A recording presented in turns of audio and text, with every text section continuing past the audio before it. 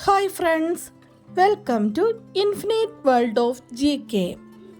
ഇന്ന് നമ്മൾ കാണാൻ പോകുന്നത് പരിസ്ഥിതി ദിന ക്വിസുമായി ബന്ധപ്പെട്ട് കുറച്ച് പ്രധാനപ്പെട്ട ചോദ്യങ്ങളും ഉത്തരങ്ങളുമാണ്. കഴിഞ്ഞ ദിവസം ഒരു വീഡിയോ ഞാൻ പോസ്റ്റ് ചെയ്തിട്ടുണ്ടായിരുന്നു.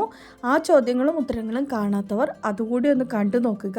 ഈ അവധിക്കാലത്ത് വീട്ടിലിരിക്കുമ്പോൾ തന്നെ ഓരോ ദിവസവും കുറച്ച് ചോദ്യങ്ങളും ഉത്തരങ്ങളും വീതം പഠിക്കുകയാണെങ്കിൽ സ്കൂൾ തുറക്കുമ്പോൾ ക്വിസ് മത്സരങ്ങളിലൊക്കെ പങ്കെടുക്കാനായിട്ട് നമുക്ക് വളരെയധികം എളുപ്പമുണ്ടായിരിക്കും.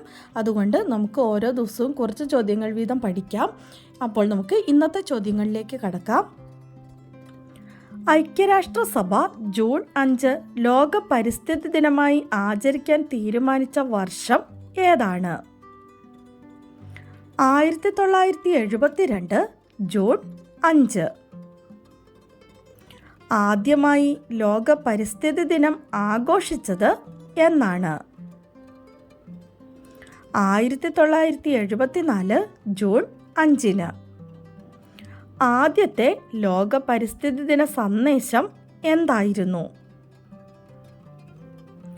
ഒരേയൊരു ഭൂമി, ഓൺലി വൺ എർത്ത്.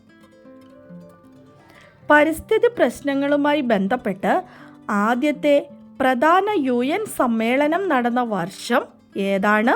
എവിടെ വെച്ചാണ് സമ്മേളനം നടന്നത്? 1972 സ്വീഡനിലെ സ്റ്റോക്ക്ഹോമിൽ വെച്ച്. ഇത് സ്റ്റോക്ക്ഹോം സമ്മേളനം എന്നറിയപ്പെടുന്നു.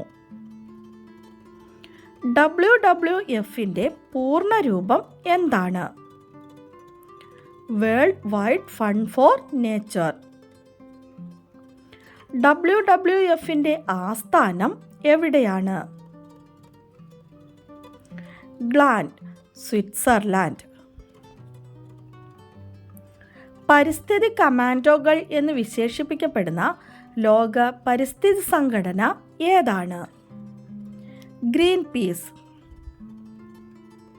ലോക പരിസ്ഥിതി സംഘടനയായ ഗ്രീൻ പീസിന്റെ ആസ്ഥാനം എവിടെയാണ്? Amsterdam, Netherland. കേരളത്തിലെ ജൈവ ജില്ല ഏതാണ്? കാസർഗോഡ്. ഇന്ത്യയുടെ ധാന്യപ്പുര എന്നറിയപ്പെടുന്ന സംസ്ഥാനം ഏതാണ്? പഞ്ചാബ്. കേരളത്തിലെ കണ്ടൽക്കാടുകളെ പറ്റി പ്രതിപാദിച്ച ആദ്യ ഗ്രന്ഥം ഏതാണ്? Hortus Malabaricus.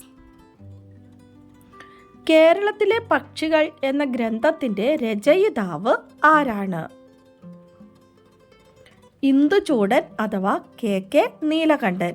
ഇദ്ദേഹം അറിയപ്പെടുന്നത് കേരളത്തിലെ പക്ഷി മനുഷ്യൻ എന്നാണ്.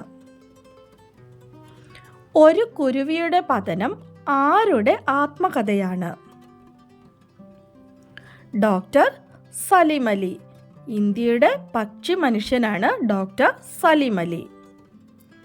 ലോകത്തിലെ ആദ്യത്തെ നാഷണൽ പാർക്ക് ഏതാണ്? Yellowstone national park, America. ഇന്ത്യയിലെ ആദ്യത്തെ നാഷണൽ പാർക്ക് ഏതാണ്? Jim Corbett national park, Uttarakhand. കേരളത്തിലെ ആദ്യത്തെ നാഷണൽ പാർക്ക് ഏതാണ്? Eravikulam national park. Eravikulam national പാർക്കിലെ സംരക്ഷിത മൃഗം ഏതാണ്? വരയാട്. കേന്ദ്ര മണ്ണ് ഗവേഷണ കേന്ദ്രം സ്ഥിതി ചെയ്യുന്നത് എവിടെയാണ്? പാറോട്ടുകോണം, തിരുവനന്തപുരം. മണ്ണിനെ കുറിച്ചുള്ള പഠനശാഖ അറിയപ്പെടുന്നത് ഏതു പേരിലാണ്? പെഡോളജി. പരിസ്ഥിതിയെക്കുറിച്ചുള്ള പഠനം അറിയപ്പെടുന്നത് ഇക്കോളജി. കേരളത്തിൽ കണ്ടൽ വനങ്ങൾ കൂടുതലുള്ള ജില്ല ഏതാണ്? കണ്ണൂർ. പൂക്കോട് തടാകം സ്ഥിതി ചെയ്യുന്നത് ഏത് ജില്ലയിലാണ്? വയനാട്. കർണാടകയിലെ സൽക്കാനി ഗ്രാമത്തിലെ മരം മുറിക്കലിനെതിരെ യുവതി യുവാക്കൾ 1983 രൂപം നൽകിയ പ്രസ്ഥാനം ഏതാണ്? അപ്പിക്കോ പ്രസ്ഥാനം അഥവാ അപ്പിക്കോ മൂവ്മെൻറ്റ്. 1983 കർണാടകയിൽ അപ്പിക്കോ പ്രസ്ഥാനം ആരംഭിച്ച പരിസ്ഥിതി പ്രവർത്തകൻ ആരാണ്? പാണ്ഡുരംഗ് ഹെഡ്ഗെ. ദേശീയ കർഷക ദിനമായ ഡിസംബർ 23 ആരുടെ ജന്മദിനമാണ്? ചരൺ സിംഗ്. ലോക ജൈവ വൈവിധ്യ ദിനം എന്നാണ്? മെയ് 22. ഓസോൺ ദിനം എന്നാണ്?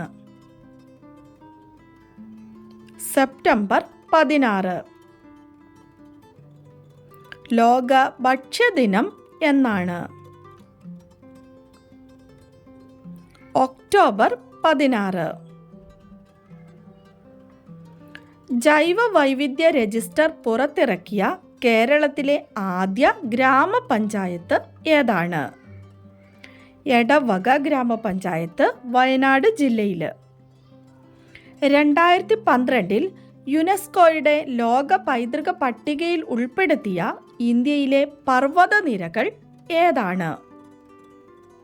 പശ്ചിമഘട്ട പർവ്വതനിരകൾ. നമ്മുടെ കഴിഞ്ഞ ദിവസത്തെ ബോണസ് ക്വസ്റ്റ്യൻ കാണാം. പെൺകുഞ്ഞിൻ്റെ ജനനം വൃക്ഷത്തൈകൾ നട്ട് ആഘോഷിക്കുന്ന ഇന്ത്യയിലെ ഗ്രാമം ഏതാണ്?